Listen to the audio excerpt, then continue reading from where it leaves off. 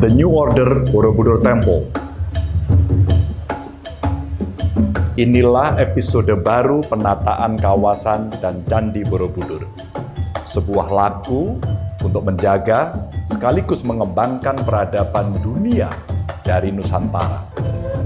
Setiap tahun 3,3 juta orang mengunjungi Candi Buddha terbesar di dunia ini, atau kurang lebih 8.000 orang setiap hari. Selama ini, kita yang mewarisi mahakarya itu hanya menjadikannya sebagai destinasi wisata tunggal, hanya menikmati keindahan dan kemegahannya.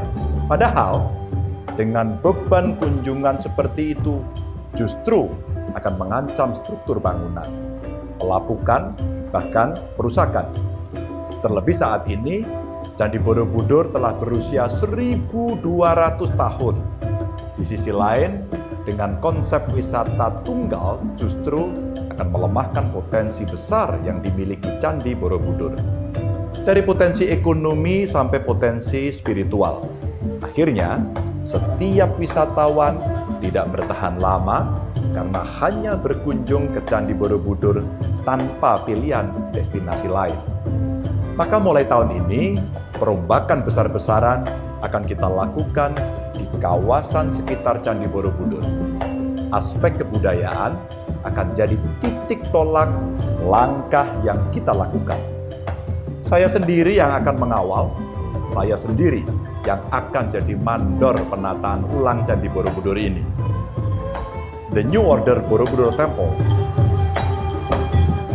Lahan sekitar 330 hektar yang ada di beberapa titik akan kita kembangkan.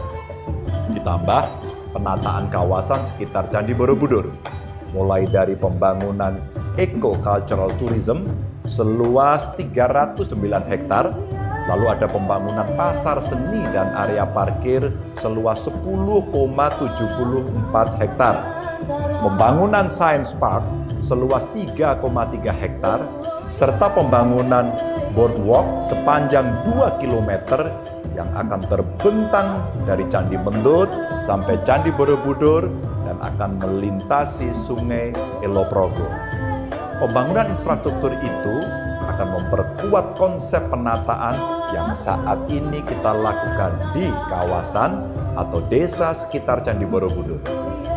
Jika akhir-akhir ini saudara sudah piknik ke Candi Borobudur, pasti juga sudah mampir ke Swarga Bumi. Ada juga di Punduk Setumbu dan keliling desa-desa mungkin naik mobil VW. Nah, destinasi serta pelayanan seperti itulah yang akan kita perbanyak dengan jenis yang berbeda-beda.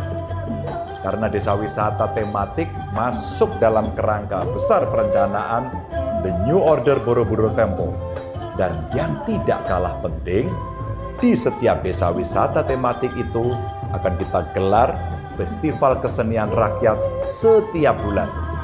Sementara di Komplek Candi Borobudur, saudara-saudara bakal disuguhkan pengalaman traveling yang sangat luar biasa melalui teknologi augmented reality dan virtual reality dengan kualitas yang tinggi.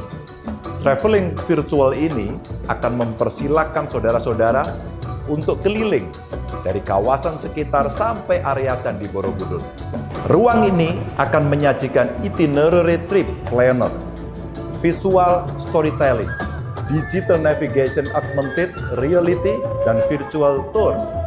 Traveling virtual ini akan kita sodorkan sebagai pilihan utama bagi wisatawan jika hendak mengetahui detail Candi Borobudur.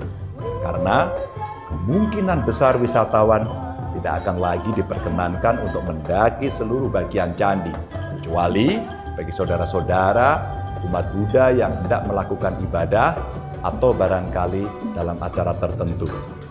Dengan keseluruhan konsep perencanaan itu, saya berangan-angan Borobudur memiliki ikatan dengan saudara sekalian yang berkunjung ke sana, karena Borobudur adalah rumahmu. Maka kembalilah. Selain itu, kita juga berharap Candi Borobudur bisa tetap dinikmati ribuan tahun lagi. Saran saya, ketika seluruh penataan kawasan Candi Borobudur ini selesai, silakan saudara-saudara menyiapkan waktu beberapa hari agar benar-benar merasa puas menikmati seluruh pesona Borobudur.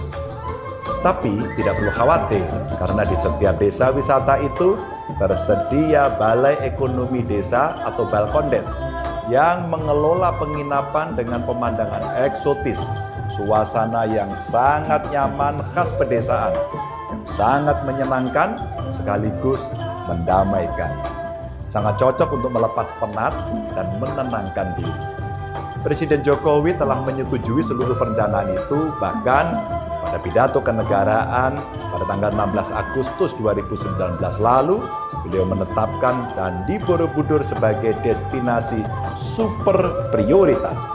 Maka setelah persetujuan itu, secara maraton, rembukan kita lakukan dengan banyak pihak, mulai dari Menteri Koordinator Pembangunan Manusia dan Kebudayaan, Menteri Koordinator Bidang Kemaritiman dan Investasi, Kementerian Pendidikan dan Kebudayaan, Kementerian Pariwisata dan Ekonomi Kreatif, serta Dirjen Kebudayaan sampai Kementerian PUPR sebagai pengendali lapangan kerjaan teknis.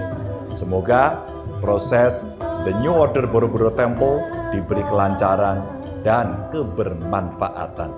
Terima kasih.